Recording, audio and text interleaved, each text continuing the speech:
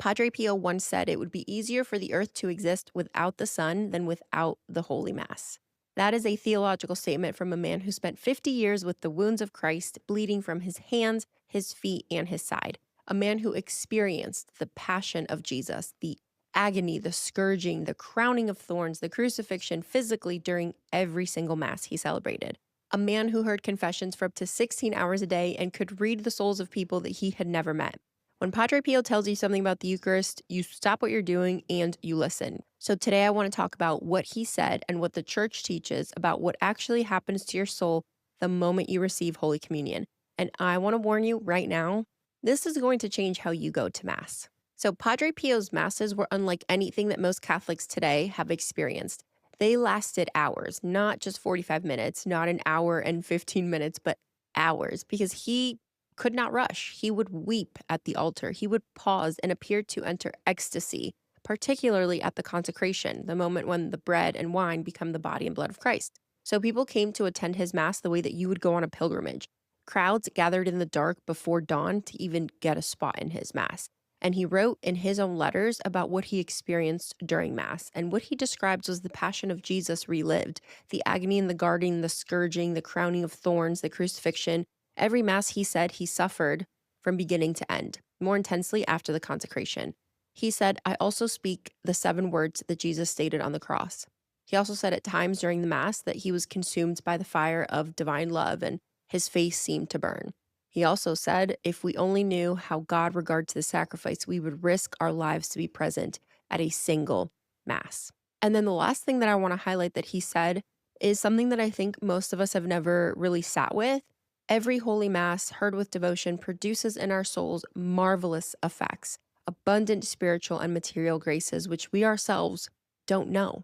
So we don't know. We receive graces in the Mass that we're not even aware of. The transformation is happening whether we feel it or not, and that's the piece that I really want to stress here. So now we can get into the kind of specific reason for this video, because what Padre Pio described from mystical experience, the church has taught as theology for 2,000 years, and the two things say exactly the same thing.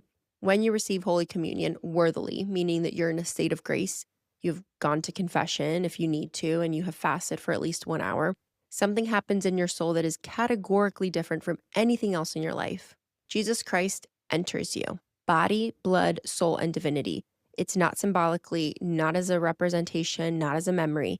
St. Thomas Aquinas wrote that the effect of the sacrament is unity with Christ, real, actual, mystical union. The same Christ who was born in Bethlehem, who walked on water, who raised Lazarus from the dead, who died on the cross and rose from the tomb, that Christ is physically and spiritually present in you in the minutes after you receive the Eucharist. Padre Pio described this from the inside. He wrote, my heart disappeared as if it were a drop in the ocean.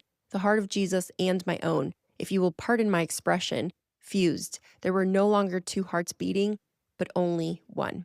He also wrote, when Mass ended, I remained with Jesus to render him thanks. My thirst and my hunger do not diminish after I have received him in the Blessed Sacrament, but rather increase steadily. So the more that he received Christ, the more he wanted him. And that is what genuine Eucharistic devotion does to a soul.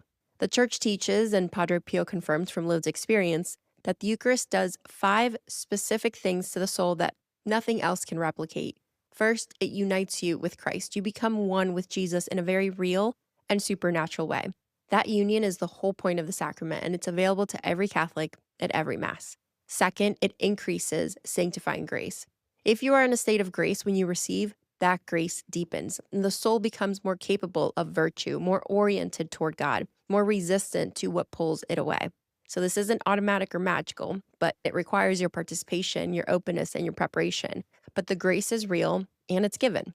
Third, it weakens the pull toward sin. Padre Pio told his spiritual children repeatedly that frequent, worthy communion was the most powerful weapon against temptation available to ordinary Catholics. Not willpower or discipline alone, the Eucharist itself, received with faith and preparation. It does something to the will that no human effort can achieve on its own. Fourth, it connects you to the entire church. St. Thomas Aquinas wrote that the primary effect of the Eucharist is the unity of the mystical body. When you receive communion, you're not just uniting yourself to Christ, but to every single soul in the church, living and dead. The Mass isn't a private transaction, it's really a participation in something that's cosmic.